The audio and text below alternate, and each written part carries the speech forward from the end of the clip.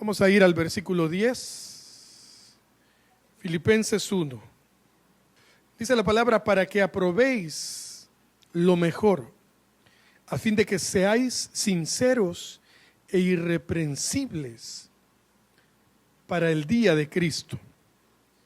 Para que seáis sinceros e irreprensibles. Dice Pablo, hermanos, para que aprueben lo mejor. Pero ¿cómo apruebo yo algo? ¿Cómo apruebo? No pruebo, sino apruebo algo yo. Y sobre todo los temas espirituales, los temas doctrinales. Bueno, hermanos, usando el discernimiento de espíritus. Como nos decía Pablo en el versículo anterior, con ese entendimiento, con esa ciencia, con ese conocimiento. Hermanos, no todo lo que brilla es oro, ¿verdad? Y me refiero en términos doctrinales. No todo lo que brilla es oro. Hablábamos hace unos días con Andrea y analizábamos un poco la situación actual de las corrientes teológicas, si se le puede llamar así. Y es impresionante, hermanos, cómo se ha desviado el evangelio, ¿verdad? Si no es doctrinas cerradas, es temas de dinero, ¿verdad? Y algunos, y aquí estoy profundizando un montón, hermanos, porque algunos, aunque no predican herejías, pero es un interés y un amor al dinero, hermanos, pero descomunal totalmente. Es algo impresionante, impresionante lo que está pasando. Y entonces casi se vuelve una herejía. ¿Por qué? Porque Pablo le dice a Timoteo: mira, cuídate de amar tanto el dinero. Porque raíz, comienzo de todos los males es, ¿qué, hermanos? El amor al dinero. No es el pisto, hermanos. Yo me siento contento cuando veo 3 cifras en mi billetera, más que cuando tengo 2 nada más. El dinero es bueno, pero la palabra, Pablo le dice: cuídate de amar tanto el dinero. O sea, en otras palabras, hermanos, de que el dinero se vuelva, ¿tú qué? Tu motor, tu razón de vivir. ¿Pero por qué? Diría Timoteo siendo un joven. Bueno, Pablo le dice: cuídate, porque por ese amor al dinero muchos se desviaron. Y la consecuencia de desviarse es que han padecido muchos males. Es tremendo. Y hermanos, aunque no se hablen algunas veces herejías en algunos lugares, pero el amor al dinero, otra situación que está ocurriendo, esa hambre de ser influencia, ¿no? Y ser influencia, y ser influencia, y ser influencia. Anoche escuchábamos una entrevista de unos jóvenes todavía que son, él se llama Jonathan y ella es Sara Jerez. Ellos son los que escribieron Eres el Dios que adoramos, todopoderoso. Bueno, y entonces ellos tienen 5 niños, hermanos. Bueno, 6 tienen ya. Señor les ayude, oremos por ellos, hermanos. Tienen 6 niños y les preguntan cómo pueden equilibrar el ministerio, la familia, la iglesia, porque él es pastor de una iglesia. Y solo suspiran, ¿verdad? Y dicen: Dios mío. Y ellos dan el ejemplo tremendo y dicen cómo muchos hoy se han enfocado en tratar de alcanzar tanto al mundo, quiero decir, a la iglesia. Escriben canciones, ¿para qué? Para que la iglesia sea bendecida, pero su familia está en la cuerda floja. Pero la enseñanza a los hijos está en la cuerda floja. Pero los padres salen de la casa, dejan al niño dormido, vuelven y lo encuentran dormido y lo ven crecer dormido, ¿verdad? Hermanos, y el enemigo encima se ha aprovechado de la negligencia de muchos por el afán, como lo dice Jesús en Mateo 6. Ese afán, hermanos, de ser influencer, de alcanzar, de llegar a más y más. Y tengo que hablarlo con la verdad, se ha convertido también en una corriente incorrecta dentro del Evangelio del Señor. Por eso, hermanos, Pablo es tan profundo con palabras sencillas para que aprueben lo mejor. A mí me entristece, estoy casado con una psicóloga, el Señor sabía que yo necesitaba una psicóloga en mi vida. Ya decía yo que no se iban a quedar callados. Y yo le pregunto a Andrea, y se lo he preguntado a Daniel, que también es psicólogo, y hasta hemos hablado con él. Yo le digo, por qué, Daniel, a la gente pareciera que le gusta que lo estén fregando?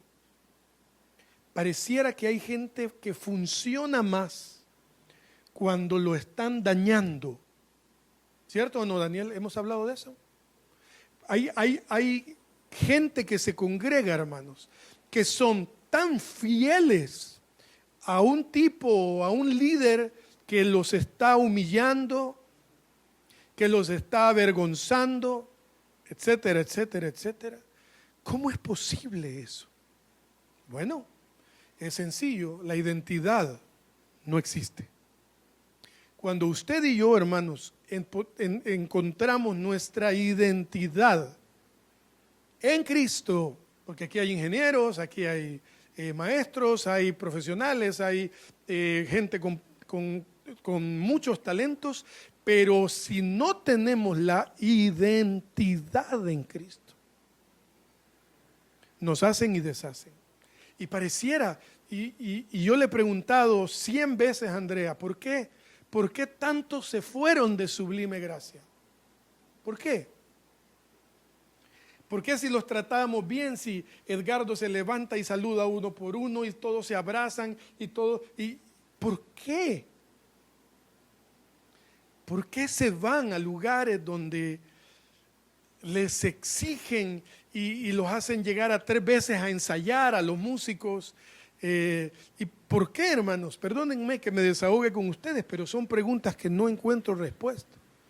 ¿Por qué, hermanos? ¿Por qué a la gente pareciera que les encanta que los estén martirizando? ¿Lo han visto por ahí en algún lado? Se lo han preguntado a veces también. Y encima ni les pagan, ¿verdad? Todavía con un jefe que le paga a uno, pues por último, que tampoco uno debe dejarse tanto. Siempre lo diré, somos mansos, hermanos. Hasta ahí. Somos mansos, ¿verdad? Tratamos, pero no debemos ser, hermanos. Exacto, lo que están pensando exactamente es. ¿Por qué? Por nuestra identidad en Cristo. No. Pero bueno, tendríamos que hablar desde la infancia, ¿verdad, Daniel? La formación, tendríamos que hablar de muchas cosas. ¿Por qué? ¿Qué me hace dependiente? ¿Qué me hace codependiente? Y yo tengo una maestría en eso, hermanos. 10 años pasé así, en un lugar. Pero otro día, primero Dios. Entonces Pablo nos dice, aprueben lo mejor, a fin de que sean, ¿qué dice? Sinceros. ¿Y qué más? Irreprensibles. ¿Qué es ser irreprensible? Bueno, irreprensible viene de no ser reprendido, ¿verdad? Ser irreprensibles. O sea, hermanos, lo mejor portados posible, ¿verdad? Lo mejor, caminando de la mejor manera con el Señor. Y aquí lo había escrito yo, la iglesia carece, hermanos, de discernimiento y de conocimiento o de ciencia. ¿Cuántas veces, cuándo fue la última vez que usted le dijo al Señor, Señor, dame discernimiento de espíritu? Yo no me acuerdo. Porque también oramos mucho por cosas materiales, por salud. Está bien, está muy bien, es válido.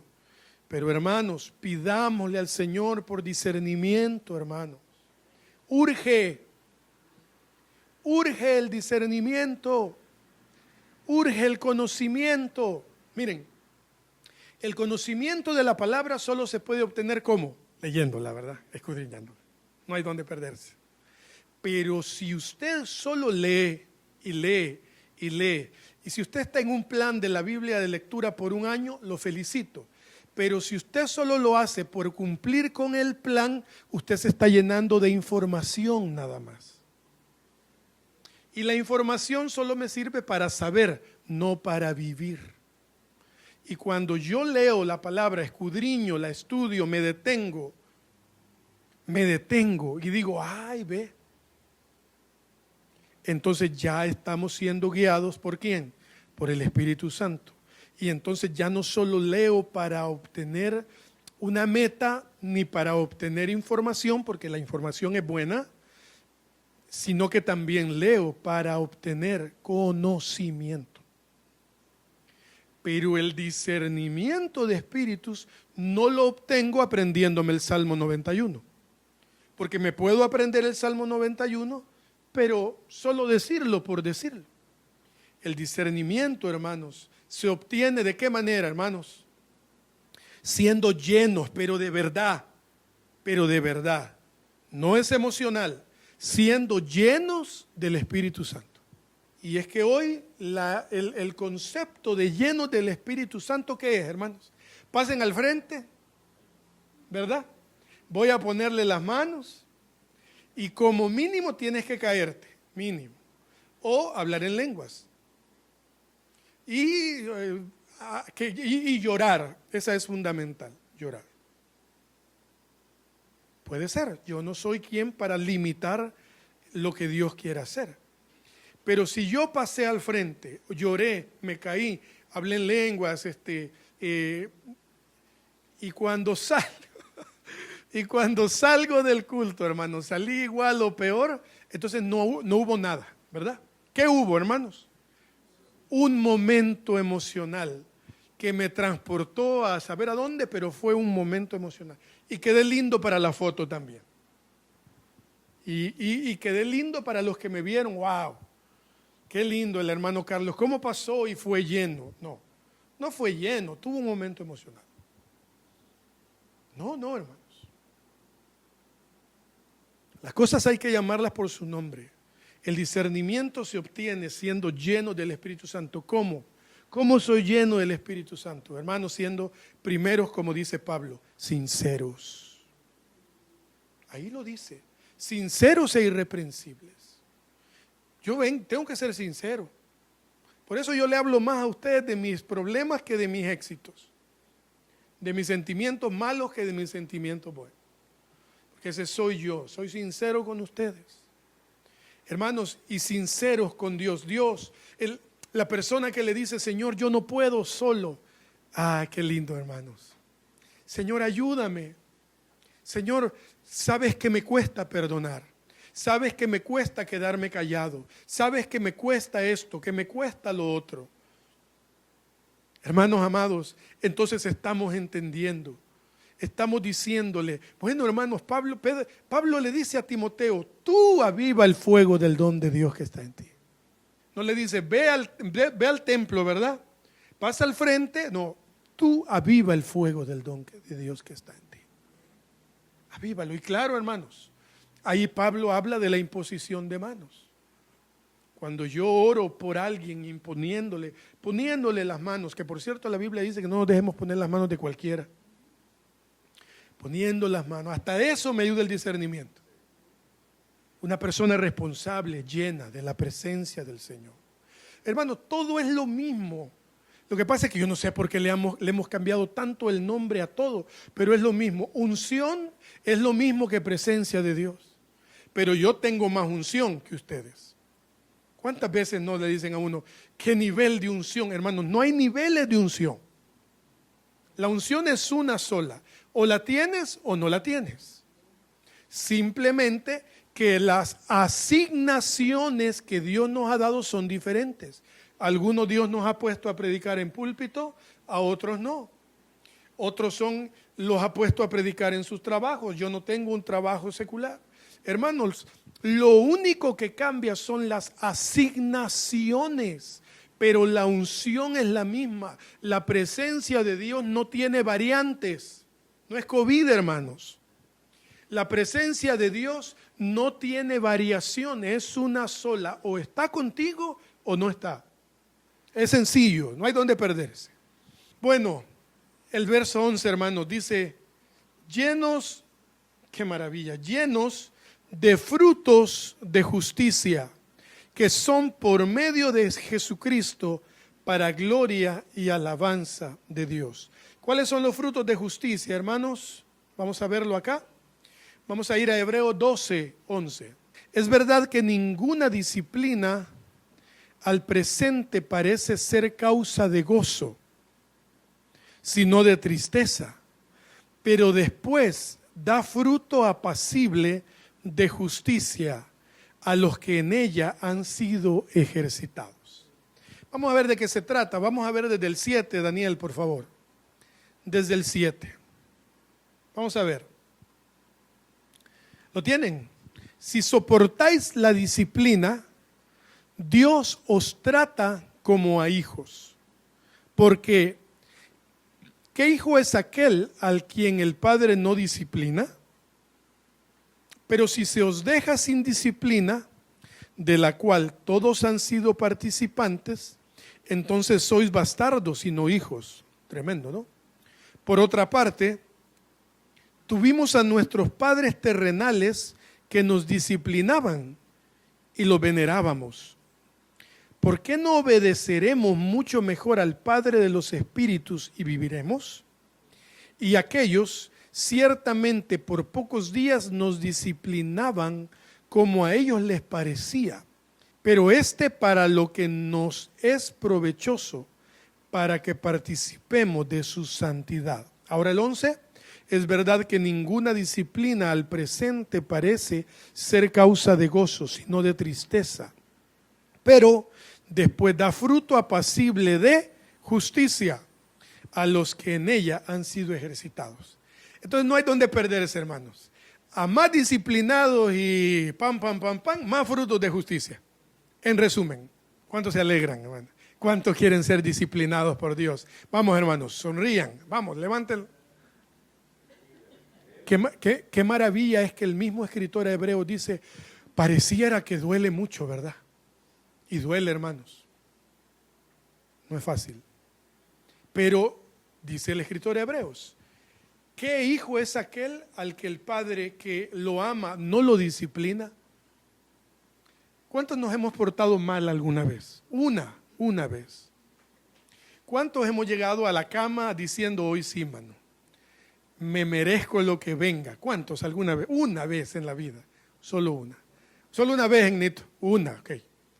¿Y cuántos en ese momento, con el discernimiento, con la llenura del Espíritu Santo? Es que, hermanos, hay cosas que no entenderemos jamás si no es solamente con el discernimiento que da el Espíritu Santo.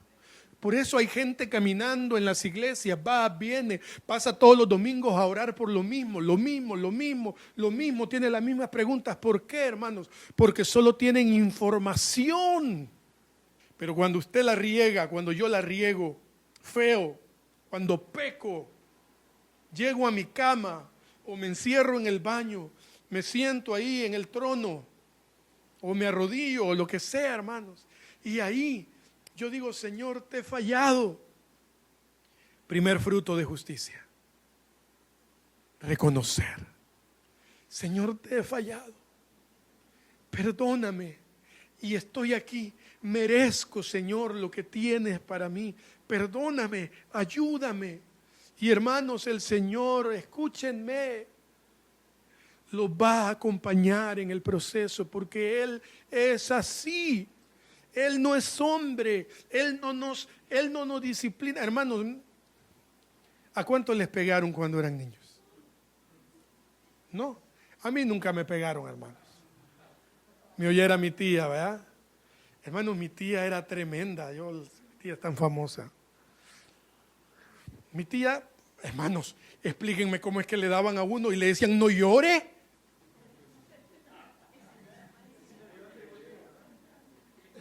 O sea, explícame, Daniel, vos que sos psicólogo, ¿cómo le decís a un niño, te voy a dar, y no llore? ¿Cómo es eso? Y si llora, te voy a dar más, me decía mi tía.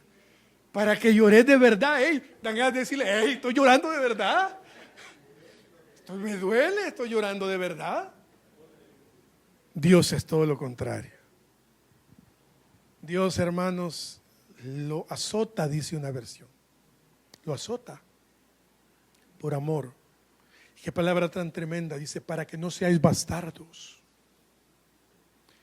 Nos castiga, nos hace llorar, hermanos. ¿Los ha hecho llorar Dios a ustedes? ¿Les ha quebrantado alguna vez el Señor? Y entonces, hermanos, al final del quebrantamiento o en medio del quebrantamiento, Él me consuela. Hermanos, yo he llorado porque Dios a veces me da algo bueno en medio de una disciplina. Mi tía no era así, hermanos. Mi mamá menos. Mi mamá me dejaba allí llorando por horas y yo era dramático para llorar, hermanos.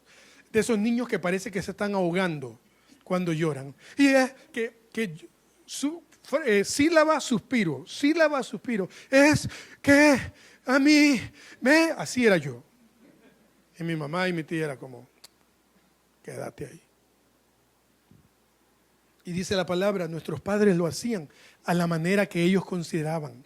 Lo lindo de esto es que Dios no es así. Él nos hace dar fruto de justicia después de la disciplina. Nos ama, hermanos. Dios no es resentido. Él no es resentido. Yo peco, vengo, claro, con humildad, como David, con quebrantamiento de corazón. ¿Por qué? Porque al corazón humillado el Señor no lo desprecia, hermanos. Sin embargo, Él resiste a los altivos. Y ahí no hay donde perderse, ¿verdad, Héctor? Ahí es así. Ahí, hermanos, Dios resiste a los altivos. Entonces, el requisito, y Él no es resentido, Él no dice, hoy sí vení, ¿verdad? No, hermanos. Bendito Dios por eso. Gracias, Señor, por ser así con nosotros. Y Santiago 3:3, hermanos, dice lo siguiente: ¿quién es sabio y entendido entre vosotros? Muestre por la buena conducta sus obras en sabia mansedumbre. Pero si tenéis celos amargos, y contención en vuestro corazón, no os jactéis ni mintáis contra la verdad. Porque esta sabiduría no es la que desciende de lo alto, sino terrenal, animal, diabólica. ¿Estoy mal? ¿Leyendo algo mal? Perdone, gracias. 3:13, sí, gracias. Porque esta sabiduría no es la que desciende de lo alto, sino terrenal, animal, diabólica. Porque donde hay celos y contención, ahí hay perturbación y toda obra perversa. Pero la sabiduría que es de lo alto es primeramente pura, después pacífica, amable, benigna, llena de misericordia y de buenos frutos, sin incertidumbre ni hipocresía. Y el fruto de justicia se siembra en paz para aquellos que hacen la paz. Tampoco hay donde extraviarse, ¿verdad? Si nosotros somos lo primero, no. Si somos lo segundo, sí. ¿Qué era lo primero, hermanos? Contenciosos, celosos. ¿Verdad que no somos celosos, hermanos? No, yo no soy. Hermanas, hermanos, no debemos ser celosos. Alguno dijo, pero que no me den motivos. Hermanos, hermanas, celos amargos, dice Santiago. Explíquenme eso, hermanos. ¿Cómo es eso? Y contención, ¿qué es contención? Pleitos. ¿Cuántos pleitistas? ¿Cuántos pleitistas? No, nadie, ¿verdad? Yo sabía que nadie, hermanos. Los felicito. ¿Mentirosos? No, ¿verdad? Vamos bien. Porque esto, dice la palabra, no es la sabiduría que desciende de lo alto, sino terrenal. Estoy muy emocionado con esa palabra, hermano. Sino terrenal. ¿Qué más? ¿Cómo? ¿Qué más? Ay.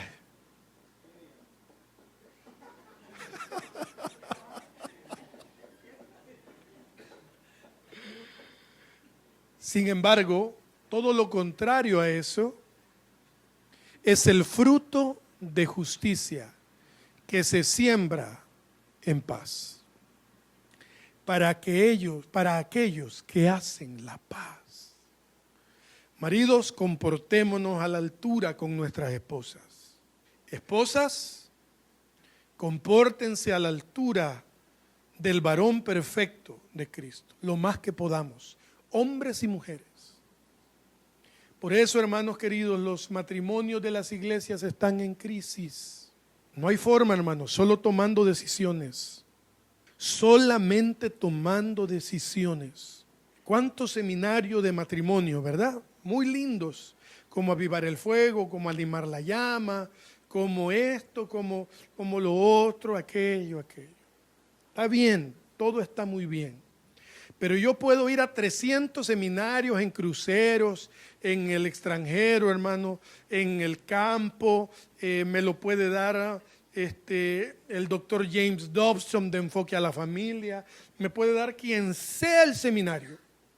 Si yo no tomo decisiones, mejor me hubieran invitado a comer con ese pisto, porque son caros. Si el hombre, si la mujer no toman, y más profundo todavía, determinaciones, hermanos. ¿Cuál es la diferencia entre decisión y determinación? Bueno, la diferencia entre decisión y determinación es que decidí inscribirme en el gimnasio. Es una buena decisión, ¿verdad? Ahora tengo que tomar la determinación de ir al gimnasio, hermanos. Si solo paso enfrente del gimnasio y digo, me inscribí en el gimnasio, voy a venir al gimnasio. Y al siguiente día, salí tarde, pero ya me inscribí en el gimnasio. Tomé una buena decisión. Ya me inscribí. Y llegué a octubre, pasando por en enero me inscribí. Determinaciones, hermano. No puedo, Abraham. Sí puede, hermano. ¿Por qué puede? Porque ahí se hace vida y ahí sí cabe Filipenses 4:13. Ahí sí cabe. Aquí sí, cuando me humillo, cuando me arrepiento, cuando trato, cuando tomo la decisión, cuando decido perdonar, entonces el Espíritu Santo actúa. Mientras tanto, no. Cuando decido amar, cuando decido seguir adelante, cuando decido, hermanos, cuando tomo la decisión de congregarme, cuando tomo la decisión de ofrendar, cuando tomo la decisión de ayudar, de ser mejor persona, mejor esposo, mejor esposa, entonces ahí cabe lo que Pablo decía. Y todo lo puedo en Cristo. ¿Por qué, hermanos? Porque Él me fortalece. La palabra dice, me fortalezco en Jesucristo y en el poder ¿de quién? De su fuerza. El poder del Señor se perfecciona ¿dónde? En mis talentos, hermanos. En mi debilidad. Qué lindo, ¿verdad? Cuando yo reconozco que soy débil, cuando entiendo que solo no puedo. Bueno, hermanos, verso 12, el título dice, para mí el vivir es Cristo. Quiero que sepáis, hermanos, que las cosas que me han sucedido han redundado más bien para el progreso del Evangelio. Este es el último versículo ya de este día, hermanos. Dice Pablo, lo que me ha pasado ha sido para redundar. ¿Qué significa eso? Para beneficio del Evangelio. Iglesia, lo bueno por lo general ayuda mucho a que todo esté bien, ¿verdad? Lo bueno ayuda a que todo esté bien. Y lo no tan bueno, ¿qué hacen nosotros? ¿Qué hemos aprendido, hermanos? O mejor dicho, ¿qué beneficios hemos obtenido para nosotros de lo malo que hemos pasado? ¿Hemos obtenido algún beneficio de lo malo que hemos pasado? Es que si no hemos obtenido ningún beneficio de lo malo que hemos pasado, hay algo que no está bien. Hay algo que no está bien. Volvemos. Cuando yo me equivoco, reconozco. Y usted tiene que extraer, hermanos, un aprendizaje del error, de la falta que cometió, del pecado, de la mala decisión. Por ejemplo, bueno, no quiero ser profundo, hermanos, porque hay tantos ejemplos que puedo tomar. Pero cada uno ahí en su corazón piense en algo en lo que se equivocó. ¿Cómo? Si yo no obtengo algo bueno, si yo no logro tomar algo bueno de lo que me pasó, o un aprendizaje. El aprendizaje siempre es algo bueno, hermanos. Les decía, cada uno ahí donde está, piense en algo, y algo que quizá esté atravesando ahora, o que ya pasó, que ya hubo paz de eso, que de ese hoyo ya salió, vaya, que esa tormenta ya pasó, metafóricamente hablando. Ahora piense en qué beneficio obtuvo de esto. Yo pienso en mí. Año 2010, crisis, pecado, exposición pública. Ok, ya pasó. ¿Qué beneficios obtuve yo de eso? Estoy pensando, yo solo me respondo. Ahora bien, la pregunta más profunda. ¿Y el Evangelio de Jesucristo, qué beneficios obtuvo de lo bueno o malo que yo viví? ¿Qué beneficios obtuvo el Evangelio? ¿Por qué? Pablo dice, yo estoy preso ahora. ¿Se dan cuenta? Pablo dice, yo estoy preso. Pero que yo esté preso, dice Pablo, ha sido de beneficio ¿para qué? Para el Evangelio. Todo se trata de Cristo, ni siquiera de nosotros. Se trata de Cristo.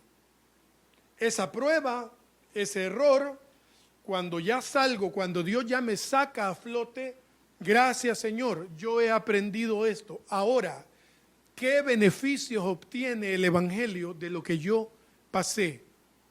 Fíjense bien lo que dice Pablo en el 13. De tal manera que mis prisiones se han hecho, ¿qué?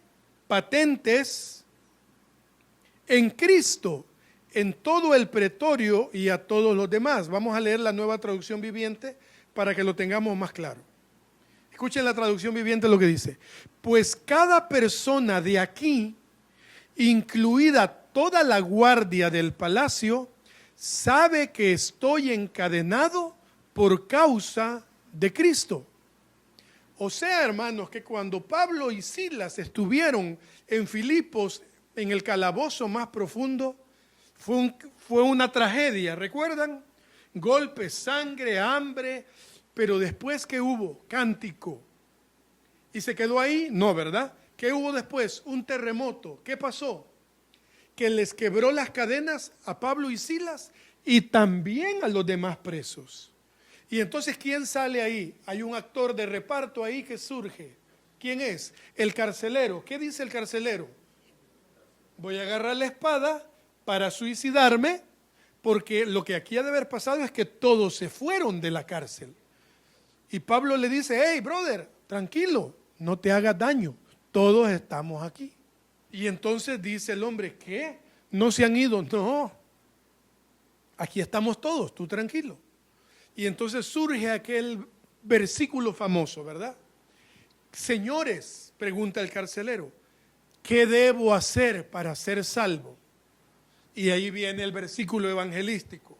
Cree en el Señor Jesucristo y serás salvo tú y tu casa. Y el carcelero se lleva a Pablo y a Silas a su casa, les curan las heridas, le dan de comer, pasan un momento ahí y regresan a la cárcel. Entonces, ¿qué beneficio obtuvo el Evangelio de la cárcel de Pablo y Silas? Un alma que se salvó. Ahora, gracias, una familia que se salvó. Ahora la pregunta es, ¿qué beneficio obtuve yo de lo malo que pasé, de mis consecuencias, de mis pruebas? ¿Qué beneficio obtuve yo? Número uno. Y número dos, ¿qué beneficio obtuvo la iglesia, el Evangelio, la gente de lo que yo viví? Esas ya son profundidades, hermanos. Eso es más profundo que la Deep Web. Porque cuando yo ya no pienso solamente en mí, A ver, ¿qué beneficio obtuve yo? Ah, sí, ya no soy el mismo. Ah, sí, yo. Obtuve un carro nuevo. Ah, sí, cambié de casa. Ah, sí, yo. Está bien, muy bien. Pero no se trata de ti. Se trata del Evangelio. ¿Qué beneficios obtuviste? ¿Qué beneficios obtuvo tu vecino, tu hermano, tu primo, tu esposo, la iglesia de esa situación? ¿Se dan cuenta, hermanos, cómo hay tanta profundidad en la palabra? Y hermanos, termino con esto, se lee a un Pablo firme.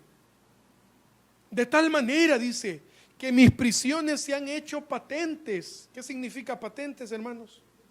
Del latín patens se utiliza generalmente como adjetivo para significar claro, manifiesto, evidente. Entonces Pablo dice, mis encarcelamientos se han hecho evidentes en Cristo, en todo el pretorio el juzgado, hermanos. Y a todos los demás, o sea, toda la gente ha visto que estoy encarcelado por causa de Cristo. Y el Evangelio ha obtenido beneficios de mi encarcelamiento. Su cónyuge puede obtener un beneficio de su error. Su hijo, su hija, su papá, su mamá, la iglesia. De eso se trata, hermanos queridos. Vamos a seguir, si el Señor lo permite, hermanos, con este capítulo 1 de Filipenses. Si Dios nos lo permite, el próximo domingo. Ya están en el canal de YouTube de la iglesia la primera y la segunda parte, si la gustan oír. Y esta va a estar esta semana subida en YouTube, primero Dios. Que el Señor nos ayude, hermanos. Que el Señor nos dé la respuesta que cada uno necesita a su propia pregunta. Y que el Espíritu Santo nos llene cada vez más y más para estar conectados con el Señor. Padre, gracias te damos.